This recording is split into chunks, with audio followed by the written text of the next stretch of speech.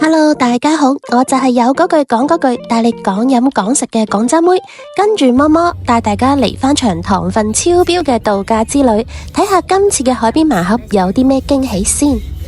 有機會嚟深圳揾食嘅朋友仔呢，記得打卡呢間火鍋店啦，記得淨係揀總店喎，其他分店唔敢包。我食足佢2年呢，從未翻過車啊。第二日瞓醒就直奔主題啦。今日嘅天氣呢，真係相當配合啊！我諗我嘅無人機呢，又可以派上用場噶啦。我覺得呢，海邊呢，航拍真係非常之治癒噶，你唔需要濾鏡，點樣影都出片嘅。我哋今日入住嘅民宿呢，係最容易影噶啦，呢就係橙色嗰間啦，係咪有一種脫穎而出、別具一格嘅感覺呢？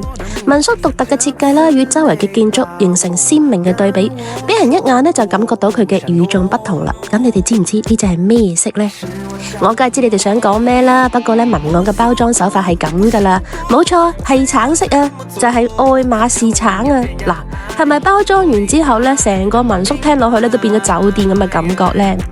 民宿對出呢就係沙灘啦，基本上所有嘅海上娛樂活動都會集中喺呢度，觀光快艇、水上電單車、水上踩單車、香蕉船、跳傘，滿足唔同嘅喜好需求。不過呢，記得搽防曬，嚟到海邊呢，暴曬係在所難免噶啦，但千祈唔好曬親啊嘛。講係咁講啊，我自己呢，太陽唔落山呢，我都係唔敢行出去嘅。喺呢度呢，你唔需要選擇海景房定係山景房，因為每一個房間呢，都係面朝大海嘅。一線嘅海景呢係盡收眼底噶，一行入民宿呢，就會見到呢個絕佳嘅機位，青山綠水，藍天白雲。呢個泳池一睇就知道呢唔係攞嚟游水噶啦。民宿有多種嘅房型選擇，複式嘅結構呢，一樓仲會自帶小花園。呢度主要呢都係採用咗復古中式嘅建築風格，將侘寂風同鬆弛感呢係完美融合。自帶咗歲月嘅嗰份沉澱同埋踏實感，鏤空嘅隔斷，陽光折射嘅光影，就好似加咗朦朧柔焦嘅濾鏡，整體嘅色調呢都會令人瞬間放鬆，每一個細節呢都係透露住設計嘅用心同埋體貼，俾人有一種寧靜致遠嘅感覺啊！帶大家睇下今晚嘅入住環境，呢個私家泡池簡直冇得頂啦，2米嘅大床，柔軟舒適。呢個設計有啲邪惡啊吓！洗手間裏邊仲有個秘境嘅，冇錯啦，呢間房間呢係雙泡池嘅，中意開放式嘅咪喺出邊咯，中意私密嘅咪喺入邊咯，滿足唔同嘅需求。一邊浸住絲湯，一邊欣賞出面嘅一線海景，簡直係完美啊！入住民宿呢，仲會為我哋提供精緻嘅下午茶、晚安糖水同埋豐富嘅早餐。睇下呢個擺盤，係咪有種貴婦 high tea 嘅感覺呢？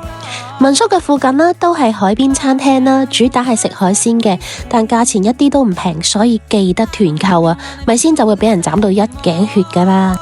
到咗夜晚呢，肯定要嚟返個鴛鴦戲水係在所難免噶啦，其他細節呢，就自己諗啦。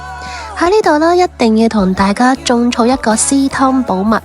呢一個泡泡浴呢，每次泡絲湯我都會準備2包嘅，基本上呢2包足夠呈現我呢個效果。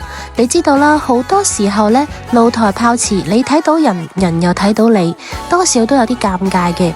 用咗呢個泡泡浴呢，出片就唔在話下啦，仲可以避免好多不必要嘅不適感，咁先可以盡情享受放鬆噶嘛。起到新嘅朋友仔呢，可以睇下有冇日出嘅，鹹蛋黃係可遇不可求嘅。我建議係睇日落啦，唔好學我一早起身乜都睇唔到啊！